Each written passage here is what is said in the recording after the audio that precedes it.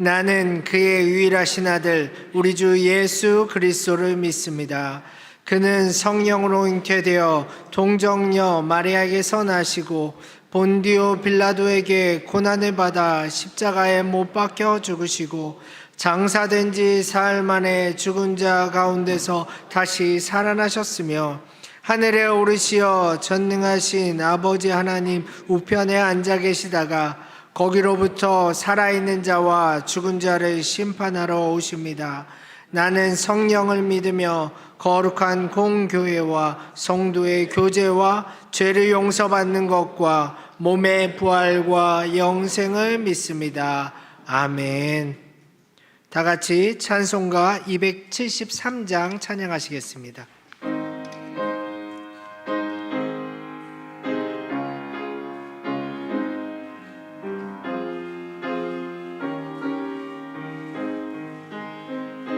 나 주를 멀리 떠났다 이제 옵니다.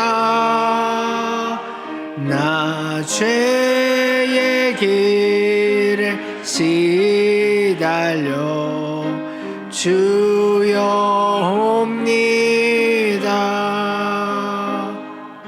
나 이제 왔으니 내 집을 찾아 주여 나를 받으사 맞아주소서. 그 귀한 세월 보내고 이제 옵니다.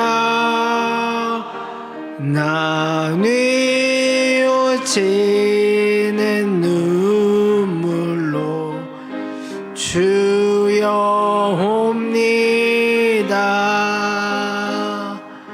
나 이제 왔으니 내 집을 찾아 주여 나를 받으사 맞아주소서. 나 죄에 매여 고달파 이제 옵니다. 주 크신 사랑 받고자 주여 옵니다. 나 이제 왔으니 내 집을 찾아 주여 나를 받으사 맞아주소서. 이 병든 마음을 고치려 이제 옵니다. 큰 힘과 소망 바라고 주여 옵니다. 나 이제 왔으니 내 집을 찾아 주여 나를 받으사 맞아주소서. 나 바랄 것이 무언가 우리 주 예수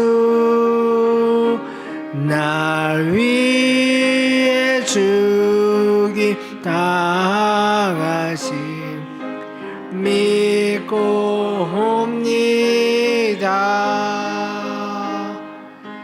나 이제 왔으니 내 집을 찾아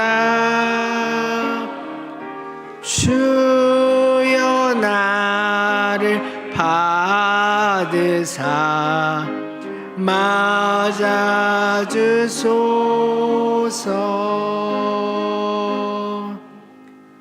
기도하겠습니다. 자비로우시고 은혜가 풍성하신 하나님 아버지, 복된 주의 날, 주의 임재 가운데 오후 찬양 예배를 드리게 하시니 감사합니다. 주 앞에 나와 찬양과 기도로 영광 돌릴 수 있음이 가장 큰 은혜요 특권임을 이 시간 고백합니다. 오직 주님만이 영광 받아주시고 우리의 몸과 마음과 영혼을 새롭게 하여 주옵소서. 말씀으로 우리 영혼을 적셔 주옵소서. 주님, 대형교회와 이 시대의 교회들을 위해서 기도합니다. 세상의 어두움 속에서도 복음을 붙들게 하시고 서로 사랑하며 섬기며 나누는 공동체가 되게 하여 주옵소서. 특별히 교회 학교와 다음 세대를 믿음 안에서 세워주시고 어른 세대들이 믿음의 본을 보이며 함께 걸어갈 수 있도록 하옵소서. 이 땅과 열방을 위해서도 기도합니다. 수많은 갈등과 분열, 폭력과 이기주의로 인해 높은 담을 쌓고 있습니다. 복음으로 미움과 다툼과 전쟁의 소식들이 그치게 하여 주옵소서. 주님의 정의와 사랑이 흘러 넘치게 하옵소서.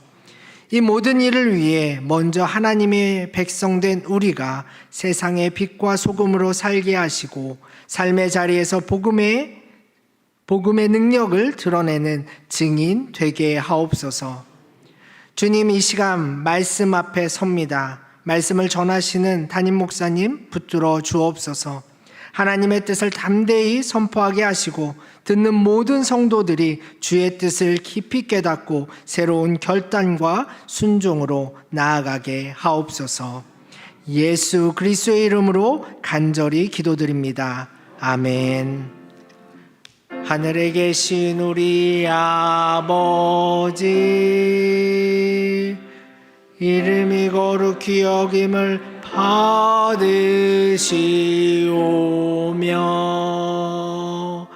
나라의 임하옵시며 뜻이 하늘에서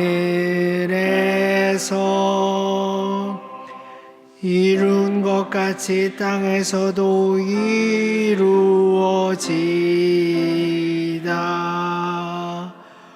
오늘날 우리에게 일용할 양식을 주옵시고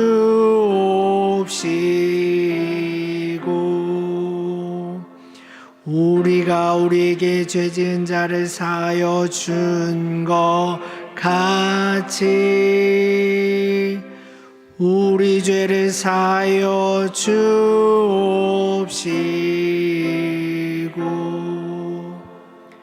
우리를 시험에 들게 하지 마옵시고 다만 악에서 구하옵소서.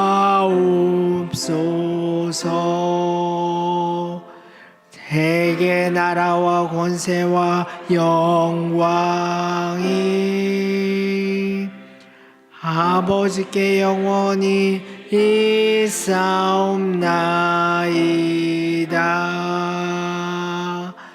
아멘.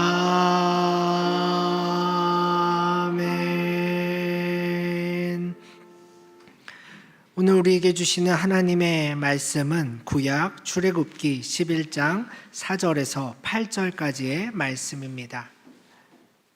출애굽기 11장 4절에서 8절까지의 말씀, 구약 성경 99쪽에 있습니다. 하나님의 말씀을 봉독하겠습니다.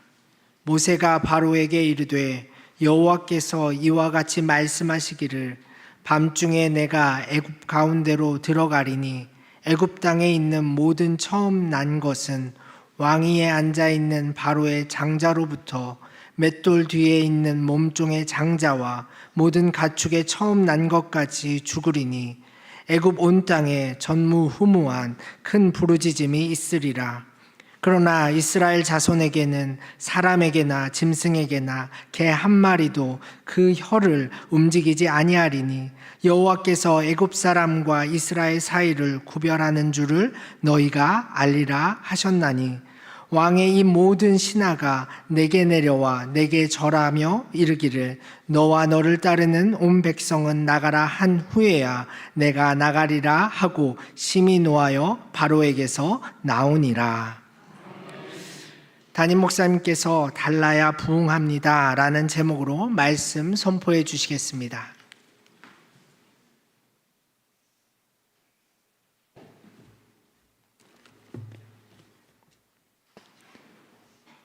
바로 왕이 그동안 9가지 재앙을 당했음에도 불구하고 그는 하나님의 말씀을 듣지 않습니다. 그러자 이제 10번째 재앙을 경고하게 되죠. 그래서 하나님께서 밤중에 애굽에 들어가서 바로의 장자로부터 시작해서 여종의 장자뿐 아니라 높은 사람에서부터 낮은 사람이 이르기까지 또 모든 가축의 처음 난 것도 죽게 될 것이다 라고 경고했습니다.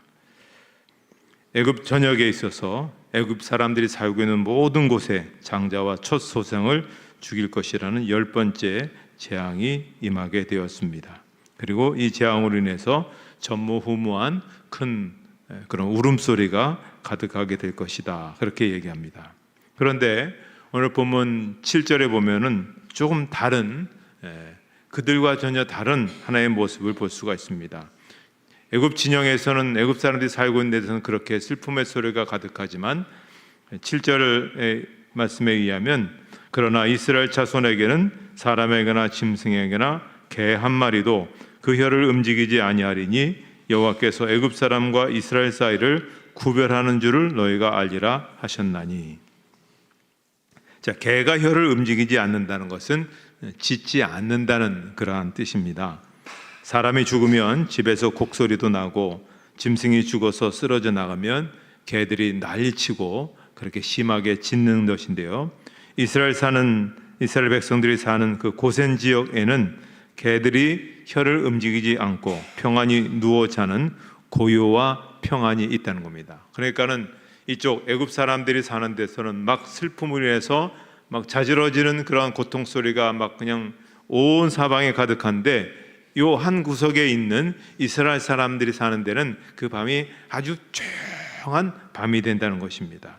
그러면서 그 사건을 통해 하나님께서 애굽 사람과 이스라엘 사람을 구별하시는 줄을 너희가 알게 될 것이다 라고 말씀하고 있습니다. 오늘 여기서 우리가 핵심으로 잡아야 될 말씀이 구별하시는 하나님이십니다. 애굽 사람과 이스라엘을 구별하시는 하나님이시죠. 그래서 이스라엘 백성은 하나님이 선택하신 백성의 한 상징적인 모습이고 애굽 사람은 하나님이 선택하지 않는, 우리가 또 다른 말로 하면 육이라는 단어를 쓰거든요. 버려진 사람들, 그 선택하지 않는 사람의 상징을 뜻하고 있습니다. 이스라엘 백성은 양의 상징이고 애굽 백성은 염소의 상징입니다. 좋은 고기와 나쁜 고기, 좋은 나무와 나쁜 나무, 알곡과 가라지, 이렇게 성경에 쓰여져 있는 것을 볼 수가 있습니다. 중간이 없습니다. 회색지대가 없습니다. 두 가지로 그렇게 이 세상의 모든 존재는 나뉘어지게 된다는 것입니다. 그렇다면 나는 선택된 백성에 속해 있는가, 아니면 나는 선택받지 못한 유기된 백성에 속해 있는가, 이걸 우리가 한번 이제 머릿속에 두고 오늘 본문을 생각해 보시면 됩니다. 예수님께서 재림하시고 심판하실 때 양과 염소가 갈라지게 될 것이라고 말씀합니다. 지금은 우리 모두가 같이 아무 일 없이 서로 살아갑니다만, 그러나 최후 심판의 날에는 양과 염소가 정확하게 갈라지게 된다. 그것이 최후의 심판이라 이렇게 말씀하고 있습니다. 그런데 이것은 결과론적으로 그렇게 이제 심판으로 인해서 이렇게 나뉘어지게 되지만, 그러나 이 사실은 이미 영원 전부터 차이가 나고 있습니다.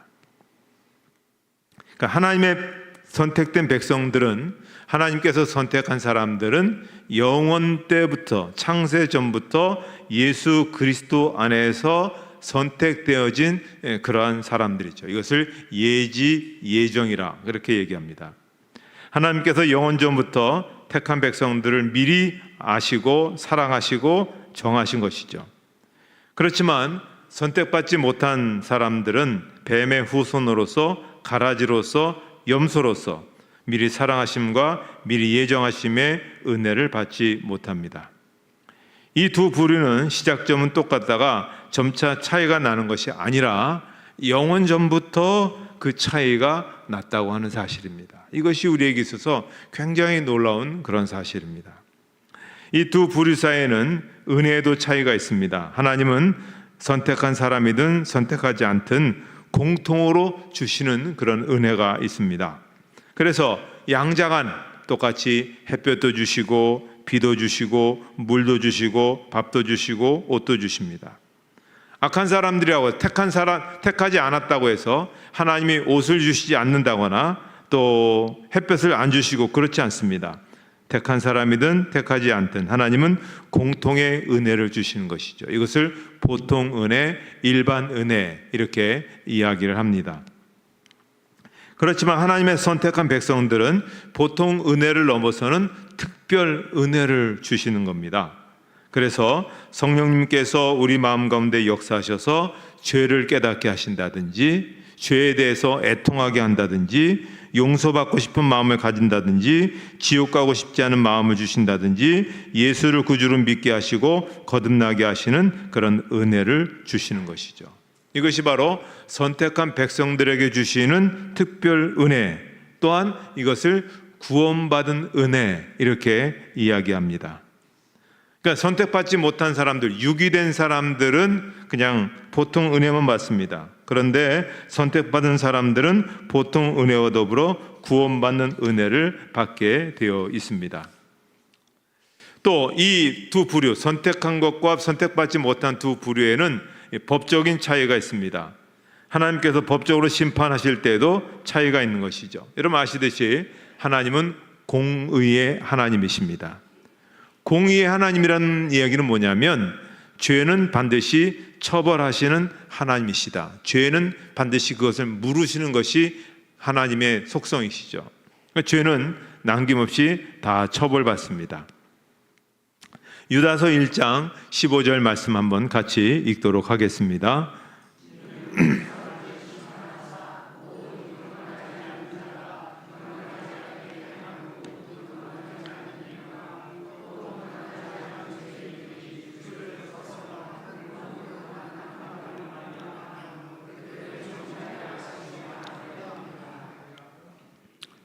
지옥을 가는 데 있어서 무슨 어떤 기준이 있는데 그 기준이 세상적으로 말하는 어떤 레벨을 이야기하는 게 아닙니다.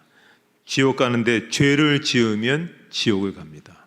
이게 지옥 가는 데 있어서 분명한 기준입니다. 그것이 크든 작든 상관없습니다. 죄만 나타나면 누구든지 지옥에 갑니다.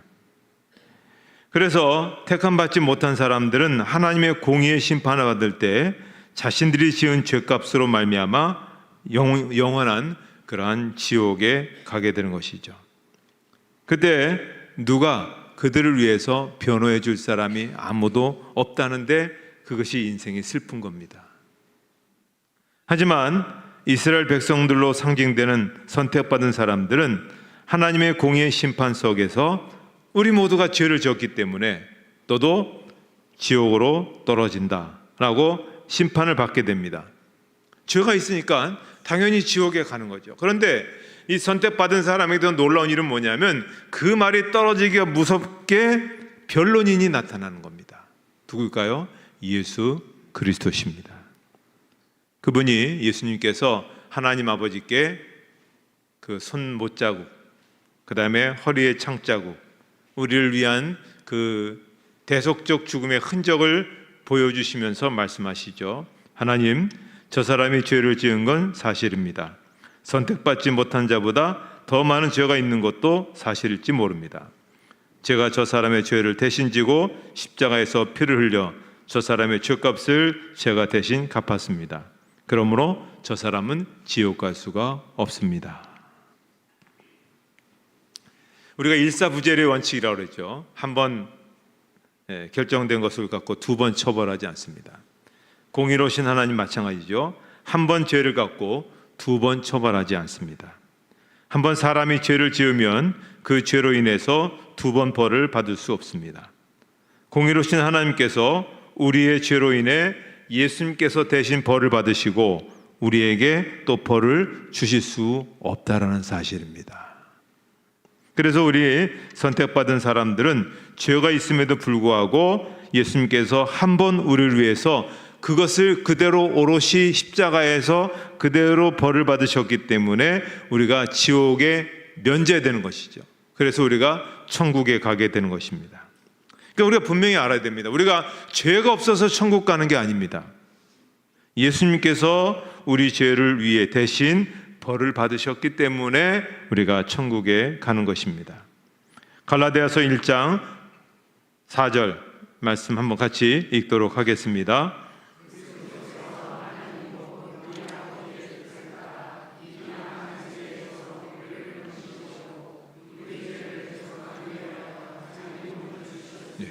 예수님이 자기 몸으로 모든 것을 다 감당하셨기 때문에 우리가 천국에 갈 수 있는 그런 조건이 되는 것이죠. 자, 그러면 내가 양인지 염소인지, 내가 선택받은 사람인지 선택받지 못한 사람인지, 이런 의문이 우리가 갖게 될 수 있습니다. 과연 내 인생은 어떻게 될 것인가? 사실 우리도 모르죠. 대부분 우리가 그렇다라고 우리가 확신합니다. 선택받았다라고 확신하고 또 우리가 그런 여러 가지 객관적인 증거들을 갖고 우리가 하지만 우리의 결론은 우리가 모르죠. 그래서 이 두 부류의 인간이 차이를 드러내는 경우가 뭐가 있을까 생각해 봅니다. 먼저는 하나님께서 택한 백성은 말씀을 들을 때 반응하는 게 좀 다릅니다. 그러니까 택함 받은 사람과 택함 받지 못한 사람이 하나님의 말씀이 들려올 때 반응이 다른데요. 말씀을 들을 때 그 말씀이 진리구나. 내가 이 말씀에 온전히 순종은 못하지만 그래도 말씀 따라 살아야 되겠다. 이런 마음이 들면 이것은 선택받은 사람이다. 이렇게 우리가 할 수 있습니다. 그런데 예배를 드려도 이게 무슨 말인지 도무지 이해가 되지 않는다. 하나님이 참 불공평하다. 나와 상관없는 말씀이다. 그저 나는 내 마음대로 살고 싶다. 이런 마음이 들면 그것은 선택받지 못한 그런 사람의 모습이라 그렇게 볼 수가 있습니다. 또 택한 사람과 택하지 못한 사람의 차이는 죄를 지었을 때 차이가 납니다. 선택받은 사람들은 죄를 지으면 그 지은 죄로 인해 슬퍼합니다. 내가 예수를 이렇게 믿었는데도 내가 왜 이 모양이지? 내가 왜 이렇게 자꾸만 죄에 넘어지지? 하면서 죄에 넘어지는 자기 자신을 굉장히 부끄러워합니다.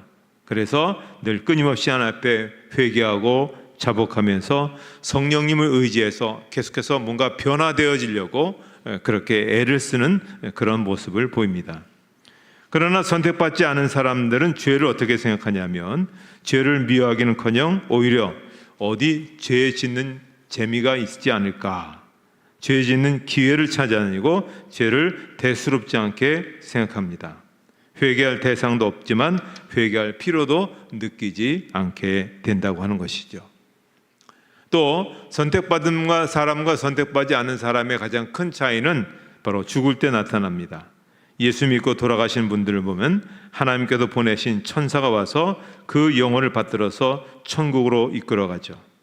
그래서 돌아가시기 전에는 고통받을지라도 죽는 순간만큼은 큰 평화가 있고 그 얼굴에 심지어 미소가 있습니다. 이여령 교수께서 이제 예수 딸로 인해서 예수를 믿고 그 다음에 정말 믿음 있는 사람으로서의 삶을 살잖아요. 그때 핍박이 얼마나 많은지 알 수가 없었다고 그러잖아요. 당신같이 지성인이 어찌 그럴 수 있는가. 그러다 이분이 이제 암이 걸렸지만 그 암을 그대로 자기가 받습니다. 내가 뭐 이것 때문에 수술하고 오래 살 필요 없이 하나님 앞으로 갈 건데 그렇게 살 필요 없다. 그래서 그냥 암 있는 대로 살다가 어느 날 이제 하나님의 부르심을 받았는데 이분이 마지막 돌아가실 때 눈을 뜨고 환하게 웃고 돌아가셨대요. 하나님의 천사가 자기를 이렇게 데리러 오는 그 모습을 보면서 감동적으로 그의 인생을 마치게 되었을 때 그 가족들이 굉장히 도전이 되었다고 하는 것이죠. 디모데후서 4장 18절에 주께서 나를 모든 악한 일에서 건져내시고 또 그의 천국에 들어가도록 구원하시리니 그에게 영광이 세세 무궁토록 있을지어다. 그런데 믿지 않는, 선택받지 못한 사람들은 검은 사자가 찾아오게 되는 것이죠. 그래서 지옥으로 끌고 가기 때문에 안간힘을 씁니다. 막 몸부림치고 그 인상이 굉장히 험하죠. 그래서 마지막에 그 돌아가신 그 모습들을 이렇게 보게 되면 금방 그런 차이들이 있죠.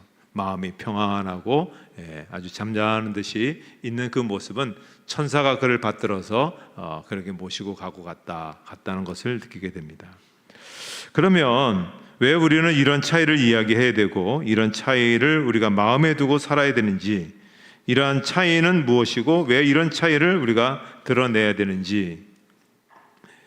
교회와 세상은 다릅니다. 달라도 많이 달라야 됩니다. 세상과 교회가 똑같고 오히려 교회가 세상보다 더 못나고 교회가 세상인지 세상이 교회인지 알 수가 없고 교회가 세상의 방법을 쓰게 되면 그것은 그 세상은 소망이 없는 그런 세상입니다. 지난 2000년의 교회 역사를 보게 되면 교회가 세상과 분리되고 교회와 세상이 구별될 때에는 교회가 힘이 있었습니다. 그런데 교회가 세상과 분리되지 않고 같이 어울려 살고 교회와 세상이 전혀 구분되지 않는 그런 모습이 있을 때에는 교회는 침체기를 겪었던 것을 볼 수가 있습니다. 여러분, 우리는 모두가 우리 대형교회가 끊임없이 역사를 이어가기를 원하고 있습니다. 그래서 가면 갈수록 우리가 늙어서 점점 들어지는 소식은 정말 우리 대형교회가 부흥한다, 또 하나님의 귀히 쓰임을 받는다는 것이 우리의 마음의 소망이고 기대입니다. 그러려면 오늘 교회는 교회를 이루는 우리는 세상으로부터 달라져야 되는 것이죠. 그리고 지금 달라졌다 할지라도 더 달라질 수 있어야 됩니다. 때로는 그것이 불편할 수가 있습니다. 때로는 그것이 오늘 우리가 이 세상을 살아가는 어떤 즐거움과 재미에서 좀 멀어질 수 있을지 모르지만, 그러나 결과적으로 그것이 앞으로 하나님의 나라를 이루어가는 데 있어서는 굉장한 큰 힘이 되는 것이죠. 자, 교회사를 보게 되면 1세기 교회 초대교회 때부터 313년 밀라노 칙령, 기독교를 인정하는 밀라노 칙령이 발표될 때까지 교회는 세상과 아주 달랐습니다. 세상은 교회를 핍박했죠. 특별히 로마의 10대 황제가 그리스도인을 핍박해서 예수 믿는 사람들이 그 핍박을 피해서 카타콤으로 들어갑니다. 카타콤 여러분 가보신 분 아시겠지만 지상에서도 지하까지 10층, 15층 이렇게 내려갑니다. 거기에 2만 명 이상 되는 사람들이 그 굴에서 삽니다. 어떤 사람들은 평생 햇볕 한번 보지 않고 거기서 살다가 죽습니다. 그 이유는 뭡니까? 예수를 온전히 믿기 위해서 거기에 들어간 것이죠. 때로는 사자에 물려서 핍박을 당하고 모든 권리를 빼앗기죠. 어려움을 많이 당했습니다. 그래서 사람들은, 예수 믿는 사람들을 보면 저 사람들은 그리스도인이다, 저 사람들은 우리와 다르다, 이렇게 불렀죠. 그렇게 구분이 되었습니다. 핍박을 당하면서도 전혀 흔들림이 없이 믿음대로 살았을 때에 하나님께서 이 초대교회를 굉장히 강하게 붙들으셨잖아요. 초대교회가 예배가 1부 예배, 2부 성찬식, 3부 치유의 기도 시간이 있었습니다. 이렇게 항상 예배가 세 단계로 지어지는데 그때마다 놀라운 치유가 거기에서 일어났습니다. 이루 말할 수 없는 하나님의 역사하심이 매주마다 생생하게 들이댄 거죠. 그 사람들이 신학교를 다녔습니까? 유학을 갔다 왔습니까? 어떤 나름대로 어떤 탁월한 어떤 그런 것들이 있었습니까? 없었습니다. 아주 단순해요. 선배로부터 조상으로부터 들었던 하나님의 말씀, 그리고 간간히 파편으로 들여진 그 하나님의 말씀들을 보면서 그냥 그대로 살았던 이야기, 그게 설교의 전부입니다. 그런데 그것이 사람들에게 힘이 있고 역사하고 변화를 일으키게 된 것이죠. 그런데 300년에 로마의 콘스탄틴 황제가 나타났습니다. 사람들은 그를 기독교를 인정해 준 위대한 황제라고 우리가 알고 있습니다. 그런데 역사적으로 보게 되면 콘스탄틴은 좀 약간 가짜다, 이렇게 얘기해 볼 수 있습니다. 콘스탄틴이 칼에다가 십자가를 그리고 방패에다가 십자가를 그렸습니다. 정권 다툼을 할 때에도 십자가를 이용했습니다. 십자가를 이용해서 전쟁에 나가서 승리해 보겠다고 했습니다. 그래서 십자가를 그려놓은 칼로, 방패로 많은 사람들을 죽이는데 앞장섰습니다. 그런 방법을 통해서 성공을 해서 이 사람이 로마 황제가 되었습니다. 그래서 저 십자가가 어쨌든 보여서 십자가를 그렸다고 하는데, 그래서 그런 연유로 어쨌든 313년에 밀라노 칙령을 발표해서 기독교를 로마에서 인정하는, 그 전까지는 인정하지 않아서 핍박을 많이 받았는데 기독교가 공인이 된 것입니다. 이제 기독교는 종교다, 이렇게 된 것이죠. 그리고 이어서 테오도시우스 2세 황제가 나타나면서 아예 기독교를 로마의 국교로 그렇게 인정하게 된 것이죠. 그래서 기독교가 세상과 다른 종교에서 세상과 합해진 국교가 되어버리고 말았습니다.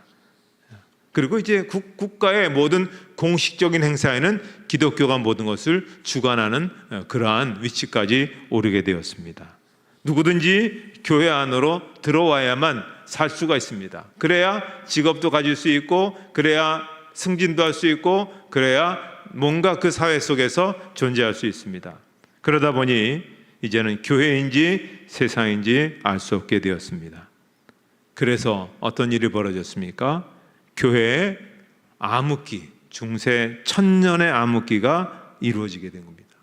겉으로 보면 예수 믿는 것을 인정하고 예수 믿는 것이 그 사회를 이루어가는 가장 주축이 되었는데 오히려 부흥이 없어지고 진리는 죽어버리고 어두운 시대가 되었던 것을 볼 수가 있습니다. 자, 요즘 우리 사회는 어떻습니까? 예전과 비교해서 굉장히 잘 먹고 잘 살게 되었습니다. 특별히 우리나라는 정말 어마어마한 그러한 성장과 발전을 이루게 되었습니다. 우리가 선교 140주년이 되어서 올해 많은 행사들이 있게 되는데, 그렇지만 가만히 보면 신앙인들의 모습이나 이 모습을 보면 세속화되어 있습니다. 교회가 세상과 구별과 차이가 없어졌습니다. 과연 세상 사람과 교인과의 무엇이 다른가? 이것이 오늘 우리에게 있어서 끝없는 그러한 고민을 가져오게 됩니다. 한국 교회가 점점 어려운 그런 시기를 우리가 맞이하고 있고 그렇습니다. 이때 우리가 어떻게 해야 될까 하는 것입니다. 교회는 세상과 영원전부터 차이가 났고 본질적으로 다른 것입니다. 그래서 하나님의 교회는 세상과의 분명한 차이점이 있어야 됩니다. 우리는 세상의 방법대로 그렇게 사용해서인데 우리는 하나님의 방법을 사용해야 됩니다. 그래야 달라지는 것만큼 하나님께서 부흥의 은혜를 주시는 것입니다. 여러 가지 방법을 많이 써도 아무것도 없습니다. 방법은 우리가 달라지면, 우리가 세상과 차별만 있으면 그 다음은 하나님께서 얼마든지 우리들을 사용하시고 세워주시는 것입니다. 하나님은 태초부터 선택받은 사람들, 선택받지 못한 사람들, 어떻게 보면 생각 있는 사람들은 하나님 너무 무자비하다 생각하지만, 그러나 온 우주를 주관하시는 전능하신 하나님의 그 깊으신 뜻과 경륜에 의해서 하나님께서 정하셨습니다. 그리고 이 정하신 바는 절대 바뀌어지지 않습니다. 단지 오늘 우리가 확신을 가질 수 있는 것은 뭡니까? 마가복음 16장 16절, 믿고 세례를 받는 사람은 구원을 얻을 것이요 믿지 않는 사람은 정죄를 받으리라. 이겁니다. 예수를 구주로 믿고 세례를 받는 사람은 구원을 받지만 믿지 않는 사람은 정죄를 받는다. 믿지 않는 사람은 지옥에 떨어져 영영이 고통에 처할 것이고, 믿는 사람은 죄사함을 얻고 천국에 들어가고 영생을 얻게 될 것입니다.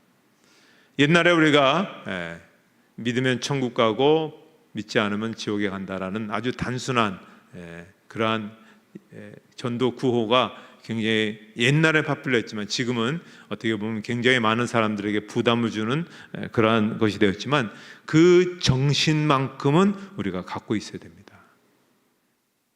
믿으면 천국이고 믿지 않으면 지옥이고. 그래서 고린도후서 6장 17절에 그러므로 너희는 그들 중에서 나와서 따로 있고 부정한 것을 만지지 말라. 하나님의 교회가 영원토록 계속 지속되어서 하나님의 위대한 일들을 이루어갈 수 있는 길, 우리 후대들이 더 하나님 앞에서 귀하게 쓰임받는 길은 더 다른 것 없습니다.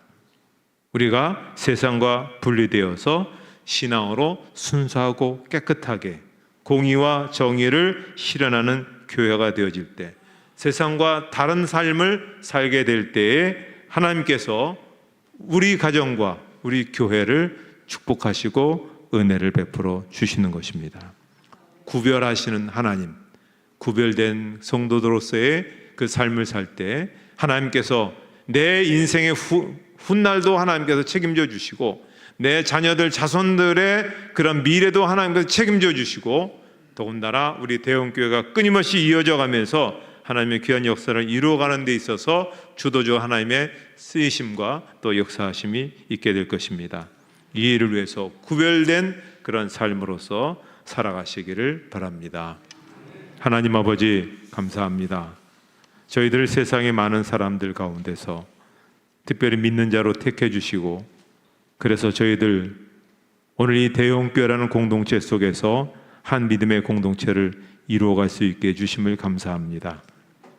주일을 맞이해서 여러 가지 놀 것도 많고 또 즐길 것도 많고 분주하게 가봐야 될 것도 많지만 그래도 구별해 주신 하나님 앞에 감사해서 예배드리고 늦은 오후에까지 같이 예배드리고 또 성도들끼리 함께 같이 교제를 나누는 것은 하나님께서 우리에게 귀한 이끄심과 손길이 있는 줄 압니다.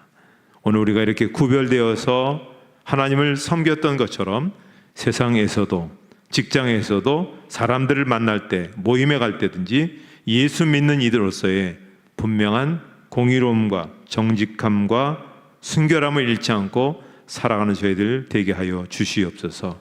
그 길이 교회가 성장하는 길이고 그 길이 가정이 복된 길이고 그 길이 자녀들이 복되게 세워지는 길인 줄 믿습니다.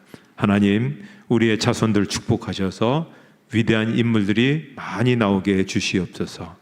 하나님 우리 교회를 축복하여 주셔서 하나님의 성령의 역사와 하나님의 권능과 치유와 능력의 역사하심이 매주마다 놀랍게 고백되어지고 나타나는 그런 교회가 되게 해 주시옵소서. 예수님의 이름으로 기도하옵나이다. 아멘.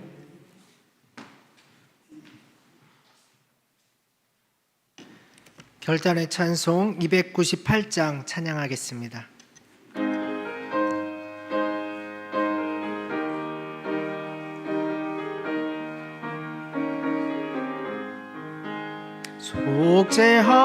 속죄하신 구세주를 내가 찬송하리라.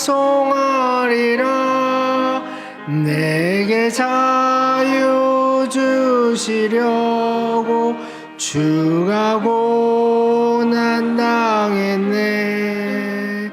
그 신사랑 찬양하리. 나의 죄 사하려고 십자가에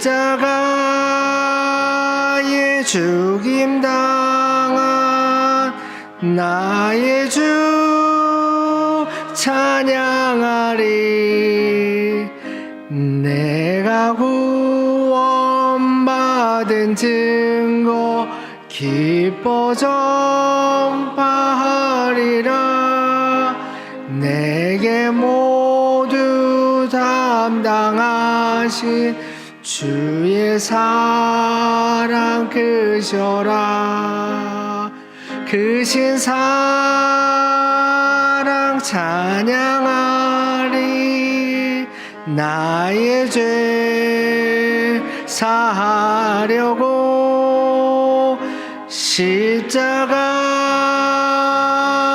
죽임 당한 나의 주 찬양하리. 승리하신 구세주를 내가 찬송하리라. 죄와 죽음 지옥 권세 주가 모두 이겼네. 그 신사랑 찬양하리. 나의 죄 사하려고 십자가에 죽임당한 나의 주 찬양하리. 고마우신 구세주를 내가 찬송하리라. 죽음에서 생명으로 나를 인도하셨네. 그 신사랑 찬양하리. 나의 죄 사하려고 십자가에 죽임당한 나의 주 찬양하리. 담임 목사님께서 축도해 주시겠습니다. 하나님 감사합니다. 오늘도 아침부터 늦은 오후에 이르기까지 함께 예배하고 함께 나누고 함께 같이 기뻐할 수 있게 해주셔서 감사합니다. 저에게 이렇게 아름다운 믿음의 식구들 주시고 공동체 허락하셔서 사는 날 동안 서로 위로가 되게 하시고 힘이 되게 하시고 또 같이 동역하면서 하나님의 나라를 이루게 해주셨사오니 하나님 오늘 우리에게 주신 그 은혜와 힘을 갖고 또 한 주간 힘있게 우리에게 주신 가정과 일터와 자리에서 승리하며 하나님의 영광 위에서 아름답게 쓰여지는 삶이 되게 주시옵소서. 아픈 이들이 있습니다. 또 연로하셔서 힘겨운 분들이 있습니다. 하나님 치료해 주시고 건강케 하시고 회복시켜 주실 줄을 믿습니다. 하나님 가정마다 복되게 하시고 또 한 주간 우리가 들려오는 많은 기쁨의 소식 또 하나님께서 사랑하시는 아름다운 이야기가 함께 같이 간증하고 나눌 수 있는 복된 삶이 되게 해 주시옵소서. 이제는 우리 주 예수 그리스도의 은혜와 하나님 아버지의 사랑하심과 성령의 인도하심과 교통하심이 온종일 하나님 앞에 예배드린 모든 성도들 머리 위에 이제로부터 영원토록 함께 없으기를 축원하옵나이다. 아멘.